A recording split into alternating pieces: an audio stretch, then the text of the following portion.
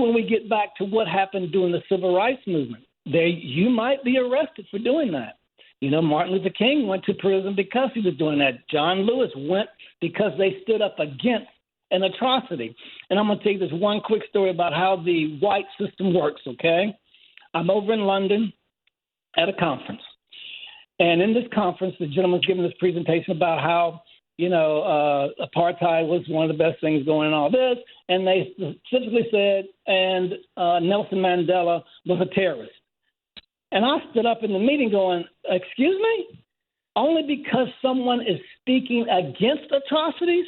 I don't think that he's tortured anybody. I don't think he's thrown any bombs. I don't even think he's shot anybody. You're saying that just because his words, so white America, white supremacy, if you're not with their ideology, they got a problem with you. And they will criminalize your mind. So, again, I'm saying stand in the gap as teachers, do the very best you can there. And we're going to get beyond this, but it's going to cost a little warfare here. And Daryl. Yeah, go ahead, Barbara. Mm-hmm. Yeah, Daryl, let's connect this all up, right? I love this, this show. Thank you so much. Our guests are amazing. I want to connect this up because people got this fantasy about how we made progress during the civil rights era, and they got this fantasy about how we disempowered and destroyed apartheid. People, there's a word that I've been watching and laughing about all this social media nonsense where people are saying, we can't boycott. Oh, my goodness. That's going to hurt somebody. Really? And I mean, that's the purpose of boycott. And I want people to be clear that the only reason why South Africa bowed wasn't because the United Nations said you're wrong, not because the U.S. said you're wrong, not because of any moral imperative. It was the financial boycott that brought them to their knees. It was the financial boycott that brought Montgomery to its knees. But, and there's always going to be the naysayers, always the people talking about, you're going to hurt the people who are employed by these companies. Yes, always the people are going to say, well, even though they say don't take the black products out, as long as they're still there, we should go there. I mean, come on. I mean, this is going to happen, folks. And one thing I always tell people to do, we're talking about Dr. King during this time, let's always read the letter from the Birmingham jail. Remember that letter was not written to white, to the white population, to the powers that be. That letter was written to the critics, black and white ministers who were telling Dr. King that he had no business demonstrating. Go back to Montgomery and stay out of our Birmingham. People, we have to really be smart. Now in an age where they got these algorithms and all these trolls, these automatic trolls that are going to be, trying to undo anything, I want people to be clear that as far as Barbara Arnwine is concerned, when it comes to all these companies, I'm talking about Walmart, Target, Amazon, Meta, all the rest of them. When it comes to those companies, Lowe's, all of them, my answer is if you don't have DEI, no buy. So no DEI, no buy. And we are serious about this. This is not a shakedown just for some people to get to line their pockets. This is about making sure that there is a future opportunity for black people to be employed. I was on a plane today flying down here from Atlanta to Brunswick. And when I was on that plane, the head stewardess was a black woman. Honey, I remember when there weren't black stewards. I remember having to watch my mom and dad and others engage in that battle. Folks, don't get misled. Don't become complacent. Don't think that you won't be affected by what's going on. I'm back to you, Daryl. Sorry about that. Thank you, Barbara. Daryl, this is Bryson, and Daryl, this is Bryson. I want to speak on what Barbara said for a moment about DEI. Because last summer, Daryl, I was employed through a federal government agency, and I applied for that same internship for this summer, Daryl. And I just got a letter telling me that they rolled back DEI and that I was not able to obtain that. So all of these policies, Daryl and Barbara and everyone else on the call, they are starting to affect everyone's daily lives. And I don't think people realize that in the beginning. But it was all written out. It was strategically written out. We tried to emphasize that and we tried to share that.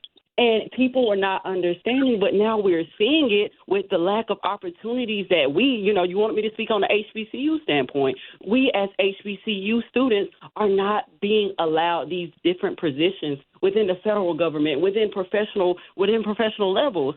And so Daryl, I want to speak on how, the other week we were just outraged as mostly young people about the whole TikTok ban. Daryl, I saw so many posts about people talking about how TikTok was going away, but today I have not been seeing any posts about people complaining about their civil rights being taken away. So what day and age do we live in that we pick and choose what we want to be outraged by, but when our rights are being taken away, we don't speak about that? Daryl or Barbara, help me understand that, please. Oh, no, you're right on point, I think, Bryson. We have a lot of fights that are going on right now from this administration. And let me tell you, this has been a huge wake-up call, I think, for those that are supporters of civil rights. This is a huge wake-up call. When Barbara and I were out there talking about, how fragile it was, how fragile the democracy was, people looked at us like we had 3 and 4 different eyes on our heads. But now they're seeing those rights being challenged. And I think Mr. Bacot put it perfectly. Once the man came to get the money out of your pocket, to mess with your check, to mess with your money, your access, then you get it. Because what we see, Barbara, is that we're seeing this administration that's invoking fear, that's invoking division, that's trying to use that to increase its power. Folks, one thing you got to remember with the students, with the kids that are being removed from these schools, where are they going? They're not taking them to their parents' home. Where are they going? Let me give you a quick piece on this. Betty DuBose. You remember Betty DuBose. She used to be the head of the Secretary of Education under the last Trump administration. Well, you want to know what happened to those children that they couldn't reunite with their parents when they did the separation policy in the last administration? Let me tell you, those children ended up going to for-profit adoption agencies to be adopted by people. Who owns one of those agencies? Betty DuBose. Follow the dollars, folks. Follow the dollars. We've got to be aware of what's happening here. So when we see these raids on the schools and they're taking the kids, we've got to be concerned. When we see the raids in the communities and they're taking the parents and they're taking folks, we've got to be concerned. When we see them cutting back on our access to education, our access to funding for education, we've got to be concerned. Barbara, you and I have sat down, we have this list, and we'll tell people right now, here are some of the places that you need to stay away from if you don't want to support anti-DEIA. You need to stay away from Walmart. You need to stay away from McDonald's. You need to stay away from Lowe's. You need to stay away from Amazon, Facebook, Instagram, Meta, Target, Ford, Jack Daniels, John Deere, Harley-Davidson. McDonald's. Absolutely. All those things. Go ahead, Barbara. No. I just want people to understand. Bryson, I'm so glad you said what you said, because everybody's talking about the 170 million, or everybody was so upset about TikTok, etc. But let me say something. There, when I go to Selma, and I'll be in Selma again for the 60th anniversary, that was a proud moment, right? When the people walked across the bridge to doing what became Bloody Sunday, and were beaten, and they were so bold, so courageous. But what people don't understand is 600 people walked across that bridge, not 6,000, not 7,000, not the population of Selma.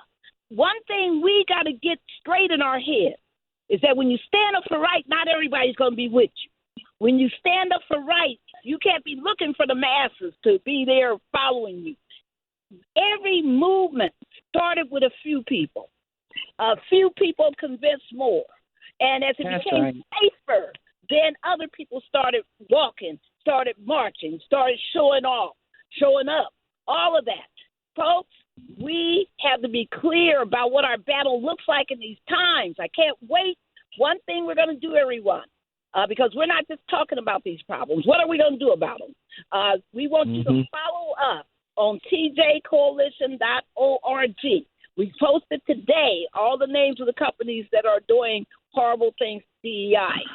Be aware that we're going to start organizing our campaign. We're going to put up more resources. We're going to start figuring out ways to really make these companies, have the attention that they need to reinstate these policies. We're not going to take this. We're not going to sit back. So we want you to follow that. Also, we're going to put together a course on what does fascism and authoritarianism and white supremacy look like. We're going to teach deep so that people know what they're dealing with. Daryl, back to you, sir. Thank you, Barbara. And as we close this show out, folks, let's not forget, we talk about the DEI, the biggest folks that are beneficiaries of DEI are legacy admissions, but we'll talk to that on another show. Folks, let me tell you, want to have my frat brother, Bryson Powers. Bryson, folks want to get in contact with you. How do they reach you? Absolutely. So they can reach me by email at brysonpowers567@gmail.com. They can reach me on Instagram at project._smiles. That is my community service organization. And they can also reach me at my personal Instagram account, BR7SON. Let's chat. I really want to get to work because people don't realize that we're not waiting, like Barbara said earlier. We're not waiting for 4 years, we're waiting for 2 years. Let's go.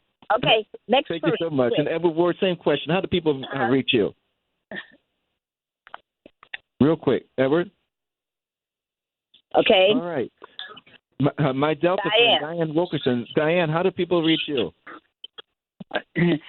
Prophetic. New Day, one word, newday.dw52@gmail.com. And don't forget, for those of you who are home and listening or sitting at your desk enjoying this show, TJC is out there, out front, and always will be. And we depend and would really appreciate your donations. I'm the treasurer, so I have to ask. I always do. TJCoalition.org. Appreciate that. Mr. Bacot, how do people reach you, sir? You can reach me on solutionsforyou@gmail.com. That's solutions, SOWLUTIONS for you@gmail.com. We're so appreciative for each of our guests, Bryson Powers, Edward Ward, Dianne Wilkerson, and John Bacot. Thank you guys so much for what you do, for all you do. We just don't have enough time to go deep enough into these issues and discuss this, Barbara, because we could go on and on and on. Folks, the call has been laid. And we're asking you to get off the sidewalks, get into the streets, get into some good troubles, stand up for the rights of Americans, stand up for your own rights, stand up for the rights of our community. Until next Tuesday, noon, Eastern Standard Time, peace, everybody.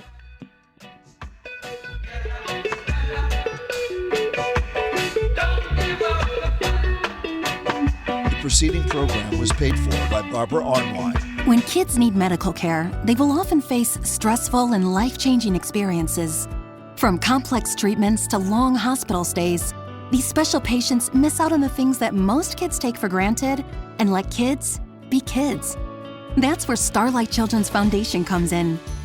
News Talk 1450 and 95.9 WOL with the Carl Nelson Show. Weekdays from 6 to 10 a.m. Reverend Al Sharpton keeping it real from 1 to 4 p.m. And the Tavis Smiley Show from 4 to 7 p.m. Download our mobile app and take us everywhere you are or listen live at WOLDCnews.com. The news and issues that matter to you most from Carl Nelson, Reverend Al Sharpton, and Tavis Smiley on 1450 and 95.9 WOL. 1450 WOL, Washington, D.C. WDCJ, Washington 95.9. WMMJ HD2. WKYS HD2. And worldwide at WOLDCnews.com. The views and opinions of the following show do not necessarily reflect the views and opinions of News Talk 1450 WOL, Radio 1 Incorporated, or their management.